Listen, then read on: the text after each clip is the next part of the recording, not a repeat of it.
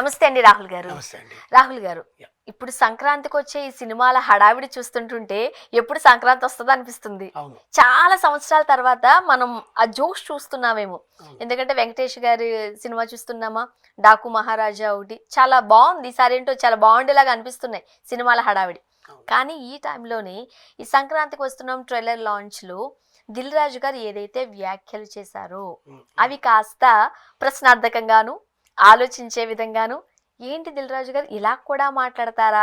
ఎందుకంటే ఆయన ఎప్పుడు ఒక పాజిటివ్ వైబ్ లో చూస్తే అది నెగిటివ్ వెళ్తుంది ఎక్కడో. ఏం చెప్తారు? బేసికల్ గా నిన్న ట్రైలర్ లాంచ్ లో ఆయన సినిమా గురించి పొగుడుతూ ఆయన, ఎందుకంటే ఈ సంవత్సరం ఆయన 2 ప్రొడక్షన్ రిలీజ్ చేస్తున్నారు. ఆ టెన్షన్ ఆయన కూడా చెప్తున్నారు. అవును, ఎందుకంటే ఒకటి గేమ్ చేంజర్, పెద్ద భారీ బడ్జెట్, ఇంకోటి సంక్రాంతికి వస్తున్నాం మంచి బెస్ట్ డైరెక్టర్. ఎందుకంటే సంక్రాంతి పండగ ఆయన సినిమా ఎప్పుడు ఉండాలి. లాస్ట్ టైం భగవంత్ కేశరి చూసాము, ఈసారి సంక్రాంతికి వస్తున్నాంతో అనిల్ రావిపూడి గారు వస్తున్నారు. నిన్న ఆయన చేసిన ఏవైతే ఉన్నాయో కొన్ని కమెంట్స్, అవి జనాలకి నవ్వుకునేలా, ఆయన నవ్వుతూనే అన్నాడు కానీ దాంట్లో ఒక వ్యంగ్యం ఉంది, దాంట్లో ఒక సర్కాజం ఉంది.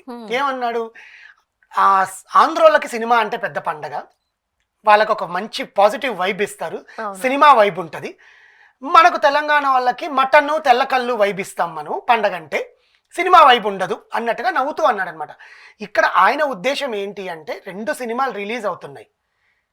జనరల్గా చూసుకుంటే నైజాం సీడెడ్ మొత్తం ఆయన పరిధిలోనే ఉంటుంది డిస్ట్రిబ్యూటర్స్గా. ఆయన ఎదిగిందే అక్కడి నుంచి. సో 2 సినిమాలు నెత్తి మీద ఉన్నప్పుడు ఏ ప్రొడ్యూసర్ కైనా టెన్షన్ ఉంటుందండి. ఆయన కూడా చెప్పారు చాలా సందర్భాల్లో ఏమవుతుందా అని.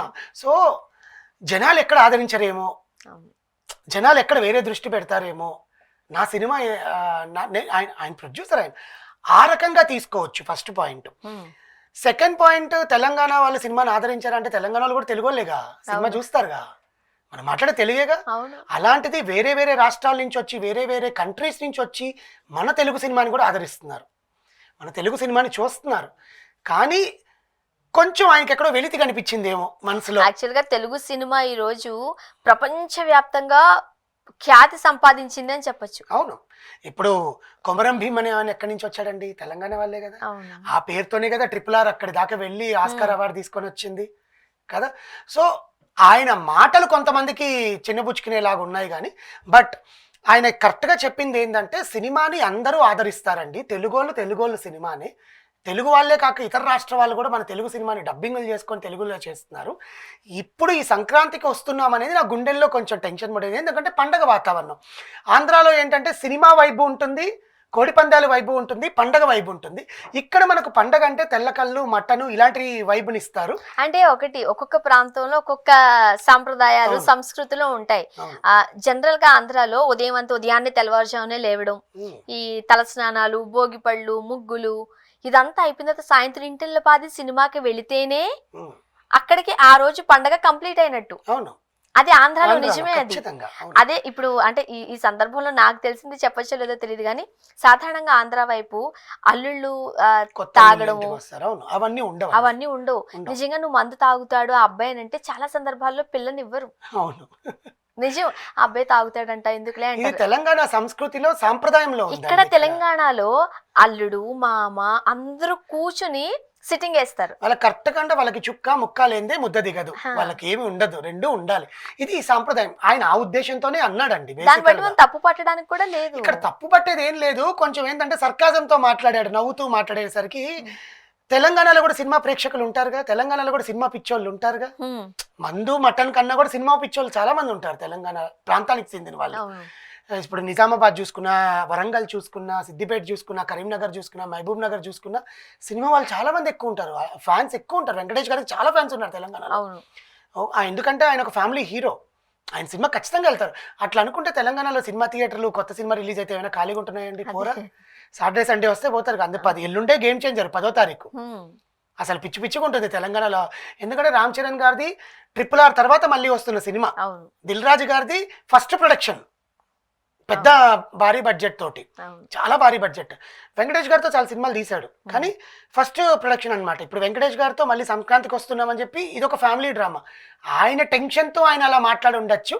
అది కూడా ఏంటంటే ఒక చొరక, అంటే అదొక టైప్ ఆఫ్ దీని ఏమంటారు పబ్లిసిటీ కూడా అనుకోవచ్చు. అవును. అరే ఆంధ్ర వాళ్ళు సినిమా బాగా చూస్తారా, మనం తెలంగాణ వాళ్ళు మనం ఖచ్చితంగా మనం వాళ్ళకన్నా ఎక్కువ వైబ్ ఇవ్వాలి అని. సో జనాల్లో ఒక జోష్ వస్తుంది, వాళ్ళని అంటారా మేము కూడా చూపిస్తాము అని చెప్పి. So this is what he spoke అనమాట. లెట్ సి అండి, రెండు సినిమాలు బాగా, రెండే సినిమాలని కాదు, పండగ వాతావరణం ఏ రాష్ట్రమైనా పండగే. అవును. ఇక్కడ కూడా మందు తాగి సినిమాకి వెళ్తారండి, అంతే. ఇక్కడ కూడా మటన్ తిని సినిమాకి వెళ్తారు, అక్కడ కూడా తినే సినిమాకి వెళ్తారు, సాయంత్రం తాగరు, అంతే తేడా. సో రెండు దగ్గర వైబ్ ఉంటుంది. ఈ సంక్రాంతి 2025 పండగ వాతావరణంతో కూడిన సినిమాలు వస్తున్నాయి ఖచ్చితంగా. చాలా సంవత్సరాల తర్వాత మనం ఏంటి ఈ వైబ్ చూస్తున్నాం. అవునండి, లిటరల్లీ దిస్ 2025 సంక్రాంతి వైబ్ అనేది జోష్ అందరిలో కనిపిస్తుంది. ఇంతకు ముందు అయితే ప్రతి పెద్ద హీరో సంక్రాంతికి ఒక సినిమా ఉండేలా చూసుకునేవారు. ఆ మధ్య కాలంలో లేవు. మనం చాలా సార్లు డిస్కస్ కూడా చేసాం దీనికి సంబంధించి. పెద్ద సినిమాలు లేవు ఈ సంక్రాంతికి అంటూ. లాస్ట్ టైం కూడా భగవంత్ కేసరి ఒకటి వచ్చింది, మన సైంధవ ఏవో వచ్చాయి. ఈ రేస్ లో ఎప్పుడు బాలకృష్ణ గారు ముందే ఉంటారు. ఆయన ఎప్పుడు సంక్రాంతికి రిలీజ్ చేయాలనుకుంటారండి. వెంకటేష్ గారికి కూడా చాలా ఐ మీన్ F2 F3 తర్వాత అగైన్ ఆయన సంక్రాంతికి వస్తున్నాడు, సంక్రాంతికి వస్తున్నాము అని. F2 F3 కూడా సేమ్ దిల్ రాజు ప్రొడక్షన్సే కదండి, అదే వచ్చింది. సో దాని శ్రీ వెంకటేశ్వర క్రియేషన్స్ బ్యానర్ మీదనే వస్తుంది. సో దాని బేస్ చేసుకొని ఆయన మాట్లాడిన సర్కాజం మాటలు అక్కడితోనే నవ్వుతూ వదిలేస్తే పండగ వాతావరణంలో సినిమాలన్నీ బాగా హిట్ అవుతాయి. తెలుగు వాళ్ళు ఎక్కడైనా తెలుగు సినిమాని ఆదరిస్తారు, ఎక్కడైనా అది వైబ్ ఇస్తారు. యాక్చువల్ గా ఈ సంక్రాంతి పండుగలు ఓన్లీ 2 తెలుగు రాష్ట్రాలకే పరిమితం అయిపోలేదు. ఈ రోజు అమెరికాలో ఉన్న తెలుగు వాళ్ళు కూడా సంక్రాంతిని ఎంత అంటే గ్రాండ్ గా సెలబ్రేట్ చేస్తున్నారో చూస్తున్నాం. ఇప్పుడు ఈయనే దిల్ రాజు గారు గేమ్ చేంజర్ ఓపెనింగ్ వెళ్ళి US లో చేశాడండి, first American pre release event. మరి డల్లాస్ కూడా డాకు మహారాజు ఈవెంట్ చూడండి, ధూమ్ ధామ్ అంటూ చేశారు. సో ఇవన్నీ కూడా ఏంటంటే పండగ వైబ్ ఎక్కడైనా ఉంటుందండి, ఏ కంట్రీలోనే ఉండనివ్వండి. ఇప్పుడు US లో నాటా వాళ్ళు ఉంటారు కదా, వాళ్ళు చేస్తారు, దుబాయ్లో చేస్తారు, యూకేలో చేస్తారు, ఆస్ట్రేలియాలో చేస్తారు, ఆస్ట్రేలియా పర్త్లో తెలుగు అసోసియేషన్ వాళ్ళు ఎక్కడైనా సంక్రాంతి పండుగలు చేసుకుంటారు. వాళ్ళకి కూడా సంక్రాంతికి సినిమా రిలీజ్ అవుతుంది, మేము కూడా వెళ్ళి థియేటర్కి చూడాలనుకుంటారు. సో వైబ్ అనేది ప్రాంతానికి సంబంధించింది, సాంప్రదాయానికి సంబంధించింది.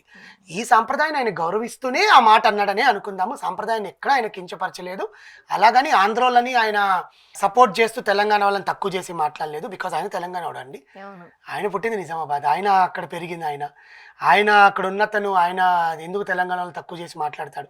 ఇలా జనాలు మనం నవ్వుకోవడానికి బాగుంటాయి. కానీ అసలు తెలంగాణ హీరోని అంటే నితిన్ ని హీరోని చేసిందే ఆయన దిల్ రాజు గారు. దాని అప్పటి నుంచే కదా దిల్ రాజు అని వచ్చింది పేరు. ప్రాంతాల మధ్య ఫస్ట్ ప్రొడక్షన్ కూడా అదే కదండి, ఫస్ట్ ప్రొడక్షన్ అది వివి వినాయక్ గారితో ఆయన చేయడం. ఆయన ప్రాంతానికి ఉండే అభిమానం ఎప్పుడూ ఉంటుందండి. అదీగాక ఆయన ఇప్పుడు film development corporation FDC chairman గా ఉన్నారు. ఆయననే ఇప్పుడు మొన్న ఒక ఇష్యూ జరిగినా కూడా ఆయన పెద్ద మనిషిగా మధ్యవర్తిగా వ్యవహరించి అది సాల్వ్ చేశాడు. So he is always positive to all the film fraternity అండి. అదే నేను ఇందాక కూడా చెప్తున్నాను, ప్రతి ఒక్కరికి కూడా టెన్షన్లో మాటలు దొల్లుతుంటాయి. ఆ దొల్లినప్పుడు మనం కొంచెం జాగ్రత్తగా దాన్ని మనకు నచ్చినట్టుగా మనం తీసుకుంటే మనం హ్యాపీగా ఉంటాం. ఓకే, కానీ అంతకు తప్ప ఏదో ప్రాంతాల మధ్య విభేదము, ప్రాంతాల మధ్య చిచ్చు, ఇది పెద్ద పెద్ద మాటలు మాట్లాడాల్సిన అవసరం లేదేమో అంటున్నారు. ఆయన వచ్చింది ఒక సినిమా ట్రైలర్ లాంచ్ లో యాజ్ ఏ ప్రొడ్యూసర్ గా ఆయన సినిమా నేను ప్రమోట్ చేసుకున్నాడు. ఎలా చేసుకున్నాడు, వాళ్ళైతే మంచి వైబ్ ఇస్తారా, మనం కూడా మంచి వైబ్ ఇవ్వాలి, ఇక్కడ నుంచి నాకు కలెక్షన్లు ఎక్కువ రావాలి అక్కడ కన్నా కూడా అన్న ఒక వైబ్. ఏదైనా ప్రొడ్యూసర్ కలెక్షన్స్ గురించే కదా చూసుకుంటాడు. నాకు ఆంధ్రాలో కలెక్షన్స్ ఎక్కువ వచ్చాయా, UAE కలెక్షన్స్ ఎక్కువ వచ్చాయా, ఓవర్సీస్ కలెక్షన్స్ ఎక్కువ వచ్చాయా, US కలెక్షన్స్ ఎక్కువ వచ్చాయని చూసుకుంటాడు. అలాగా తెలంగాణ సీడెడ్ జిల్లాలో కూడా కలెక్షన్స్ ఎక్కువ వచ్చాయి కూడా చూసుకోవాలి కదా. దానికన్నా ఒక చొరవ కంటించాడు తెలంగాణ వాళ్ళకి. మనకు మటను కళ్ళు కన్నా కూడా సినిమా వైబ్ మనం కూడా ఇవ్వాలి, మనం కూడా ఎంజాయ్ చేయాలి అని చెప్పాడు అనమాట. సో దాన్ని మనం పాజిటివ్గా తీసుకుంటే ఆయన కూడా పాజిటివ్గా చెప్పాడు.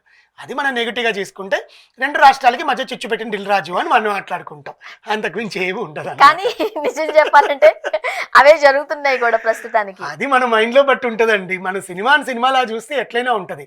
బట్ చురక పెట్టాల్సిన అవసరం ఆయనకి ఏముంది, ఎందుకంటే చురక పెడితే 2 రాష్ట్రాల్లో 2 సినిమాలు ఆడకపోతే ఆయన పెద్ద.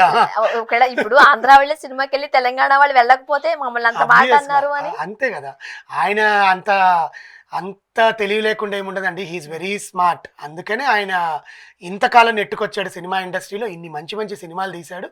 ఇప్పుడు జస్ట్ ఏంటంటే ఒక వైబ్ తెప్పిద్దాము అన్నట్టుగా మాట్లాడాడు. ఆ ట్రైలర్ లాంచ్లో ఆ సినిమాలు 2 హిట్ అవ్వాలని ఆయనకి ఉంటుంది. ఆ టెన్షను, ఆ ఉంటది కదా, ప్రెషర్ అనేది ఉంటది మైండ్ లో. Hmm. ఎంతైనా 2 భారీ బడ్జెట్లు సడన్ గా వర్కౌట్ అవుద్దా లేదా, నాకు 2 సినిమాలు హిట్ అవ్వాలి, ఎందుకంటే 2 హిట్ అవ్వాలి ఆయనకి. అవును, ఒకటి హిట్ అయ్యి ఒకటి ఫ్లాప్ అయితే కూడా ఇబ్బందే. అంతే. అవును. సో అందుకని చెప్పి ఆయన ప్రెషర్ తో ఏమైనా అలా దొర్లుండొచ్చు 2 మాటలు, దాన్ని పాజిటివ్ గా తీసుకుందామండి. అంతే. Thank you so much Thank you. అండి.